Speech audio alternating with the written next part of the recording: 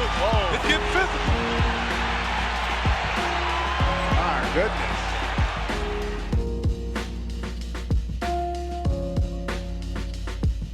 Look at this. Look at this. Wow. We know who won that from. Oh, that big fella. Oh, that's how you get a team back right there. Putting that ball in the basket. Everybody loves to hate the Warriors. It's become a trend, and understandably so. Like always, people love to hate the best. But what is the most overlooked and underappreciated aspect to this dynasty in Golden State? In my eyes, it's gotta be the fact that it's raising the bar for all other teams around the league. It's setting the tone for the next level of greatness that opposing organizations now feel a great deal of pressure to strive for and achieve in order to really be able to compete with the Warriors. Many say it's impossible, but it's not. If I sat right here at this mic 6, 7, 8 years ago and I told you that this Golden State franchise was going to become the most talented team of all time, that they would set the record for most wins in a season. Matter of fact, set the record for most wins in 3 straight seasons, while reaching the finals during those consecutive years. That Stephen Curry would become the most popular player on the planet on his way to 2 straight undisputed MVP seasons. That they would take all of these pieces and then add Kevin Durant to the mix. If I had told you any of these things would come into fruition way back when, y'all would have looked at me like I'm crazy, like I'm tripping. You would have told me that I lost my damn mind. Each and every one of us would have said that's impossible, just as we're saying now. But obviously, it's not. And that's just the nature of this sport. No one can predict. No one knows what might happen. It's all open-ended. People talk about suspense, how they desire suspense in a playoff series and being able to watch on the edge of their seats to find out how it all unfolds. And I can definitely understand that, and I'll get back to that in a minute. But what people don't ever talk about is the suspense and the uncertainty of not knowing where this league will take us year after year. What kind of roller coaster ride we can expect to experience in the future of teams planting themselves at the top of the league before getting knocked out from that spot by the next underdog team that comes out of nowhere. Every time someone creates one of these super teams, LeBron in Miami, or most recently KD coming to Golden State, any of these instances, everyone immediately jumps to stake the claim that they're unbeatable, that they're now a team that will undoubtedly win the championship every single year until each of their stars retires from the game of basketball. But every time, we're wrong. And sometimes sooner than others, like in 2011, the very first year of Miami's Big Three, they were taken down by a team that only had one true star. We all know the story. They said not 5, not 6, not 7. Yet LeBron didn't even stick around long enough to win half that many championships. And sometimes a team of stars will be put together and they'll disappoint much worse than just not winning a chip right away, like the Lakers with Kobe, Dwight, Powell, Nash. That's why managers are always apprehensive about blowing up a team and sacrificing depth in favor of star power. No matter how great they may seem on paper, there's always going to be multiple other factors to take into account. How will these stars' play styles mesh together? Obviously, first and foremost, you got contractual issues. Then you got egos, willingness to share the spotlight as well as share the ball. And then, with less touches, some players may not be able to produce at the same level that they had in the past. You need to calculate all of these things. You need to calculate how well these stars will play to each other's strengths. Will they elevate each other's games, or will they actually make each other worse? And even when it seems that way, that everything is going to work out perfectly, you can never really be sure until you start the experiment, you put them on the same team, and you start to watch them play together. That's why the Warriors have been so successful with it, because they got guys without egos and with a desire and a hunger of team success over individual successes. But that's besides the point. The point is that now, with Golden State creating one of these super teams that's actually been able to thrive so far, like I said, other franchises around the league now have a great deal of added pressure to do the same.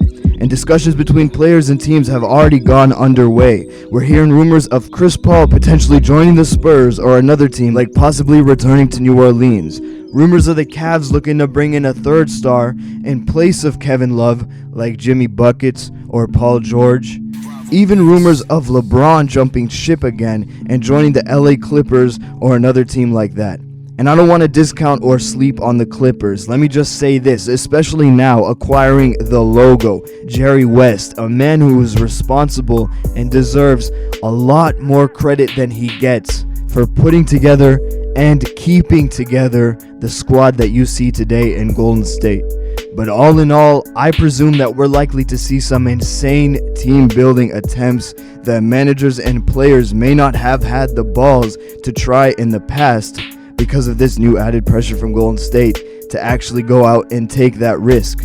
They've opened the door for some exciting teams to be put together, and that's something that we can all look forward to and all be excited about. Now, I'm sure that there's going to be plenty of failed attempts, but I am strongly convinced that maybe in a couple years from now, maybe sooner, there will be an extremely talented group somewhere that will rise from the ashes of Golden State's destruction with a wrath and a thirst for revenge. And I believe we're going to see an epic playoff rivalry in the future between these two incredible super teams. So obviously the first question you're going to be asking is, where can this go down? Which organization is the most likely to be next up? I know everyone's going to be saying Cleveland this, Cleveland that, or if it's not Cleveland, if LeBron James leaves, then they'll be saying whatever team he's playing for at that point, that's the team that's got the best chance.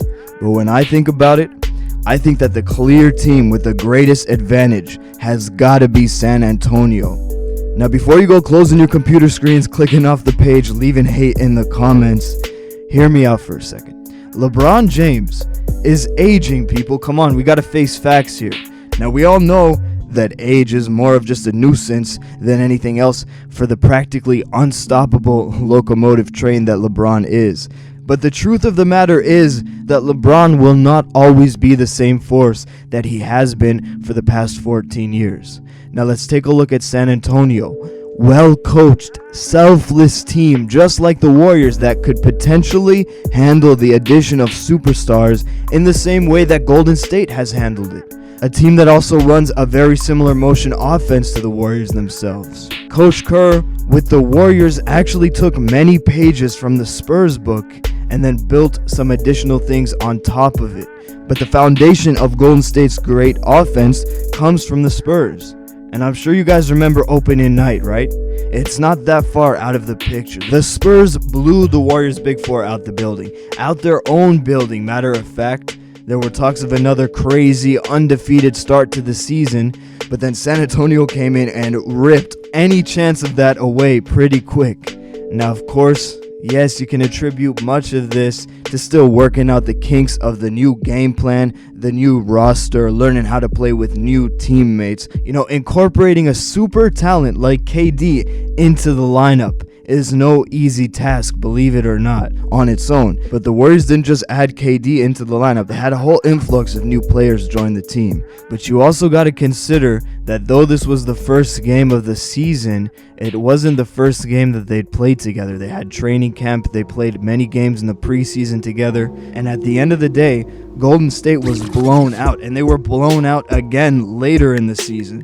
Granted, that time the Warriors were resting multiple stars, but so were the Spurs. The Spurs bench outplayed the Warriors bench, and ultimately, the end result was that San Antonio pretty easily won the season series. And throughout Golden State's tenure, they've never been able to play their best against the Spurs, especially on the road against the Spurs. The Spurs are kind of like their kryptonite. It's because they know all their moves. They can eliminate the tricks that they usually got up their sleeves for other teams because Pop can see them coming from a mile away. The Warriors versus the Spurs is sort of like a chess game. It's a meeting of minds between Popovich and Kerr. And Pop is kind of like Kerr's Yoda, and it's always difficult for the apprentice to overcome his master. And towards the end of the regular season, the Spurs were very close to overtaking the Warriors for that number 1 seed in the Western Conference. They actually did at one point, but then KD came back. The Warriors made a push to end the season. They took that final matchup against San Antonio and came out on top in the standings, but just barely. they were only a few games ahead. The Spurs are the clear second best team in the league right now, not Cleveland. They're clearly the team with the best chance of taking down these Golden State Warriors. The only reason it's always Golden State and Cleveland in the finals is of course because of these extremely unbalanced conferences that we have in today's NBA. And then obviously Kawhi and Tony went down in the playoffs, so at that point they didn't stand a chance against Golden State. But a healthy Spurs team packing their full punch really does have the ability to defeat the Warriors already. Extremely underrated squad in San Antonio.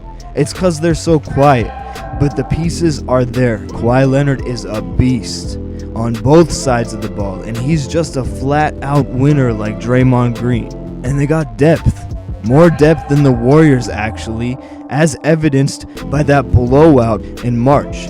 And they also believe in that strength and numbers next man up mantra just as much as Golden State. Like I said, they run a very similar motion offense. However, they have a much more experienced head coach that will probably always be able to have the best of Steve Kerr, when we're talking about purely how the games are coached, of course. So the similarities are there. They can go toe-to-toe with the Warriors in almost every aspect of their game, even jump them in a couple categories, except star power. They don't have the same level of star power. Obviously, if LeBron James joins them in 2018 when he hits free agency, quite the forward duo to work with, you might think. And it'd also be like an added bonus just to finally see LeBron James playing in the Western Conference. The only problem with that would be, LeBron is the only thing holding the Eastern Conference together. They would be so overpowered by the West until maybe a few years down the line, once teams like the Bucks and the Sixers might be able to come up. But we need to first look at their roster and their cap breakdowns before we can start dreaming up such big things like that. They're going to need some very savvy management moves in order to add even just one superstar. In order for it to work out, they probably won't be able to sign Jonathan Simmons, which is very unfortunate with how well he works in San Antonio. But it's a sacrifice that's got to be made. Then they got to find a way to dump LaMarcus or Powell's contracts elsewhere, which, if they can even get done, I don't think any Spurs fans will really be stressing about. Obviously, LaMarcus Aldridge has been a huge disappointment. He just hasn't fit in. But also, Tony Parker is not the same Tony Parker of old. Still a great player, don't get me wrong. But even if they can add a guy like Chris Paul to that team in place of Tony P, a much more realistic option than LeBron, also a much sooner possibility than LeBron, I think he would fit in perfectly with Kawhi and fit in perfectly into that system. And we could be looking at the new great Western Conference rivalry of the future as well as for the history books. I'm calling it. Now, of course, there's other possibilities where this could potentially go down other than just San Antonio, or even just San Antonio and Cleveland. Like I said, there's the Clippers. Then you got the Celtics, who have a lot of nice pieces to work with. And then there's always the younger teams like the Bucks with Giannis. And you got Cousins and Anthony Davis in New Orleans. The Timberwolves. Teams like that who have a chance of taking that step maybe a few years from now, once they gain some clout around the league and free agents are actually willing to go and join them. I don't think anyone's going to want to join them just yet. It's just too much of a risk. The only player that I could see this happening with right now would be Chris Paul signing with the Pelicans. But even that, we got a very slim chance of seeing come together. Nonetheless, again, I believe that the team with the biggest likelihood of taking down these Golden State Warriors right now is definitely the Spurs. Just with the way that they can match up with them so well. The way they can do and have done almost everything that Golden State has. So if they could build something great with the core piece of Kawhi there, at the very least, they can give Golden State a run for their money in a 7-game series. But really, they got a chance of creating even an equal team down there in San Antonio. Let me know who you think will be the next super team. Doesn't even have to be a super team, just any team that you think can defeat the Warriors next. In the comments down below, let me know, and which players or type of players that team would consist of. Or let me know if you don't think anyone can, that they're going to be unbeatable for the next 3-5 years or whatever it is. If you're new, welcome to the channel. Don't forget to hit that notification bell. Make sure notifications are set on, and please smash that like. Let's try to hit 1,000 likes again. You guys were so supportive on my last video. I can't tell you how much I appreciate it. Clay All on the mic, signing off.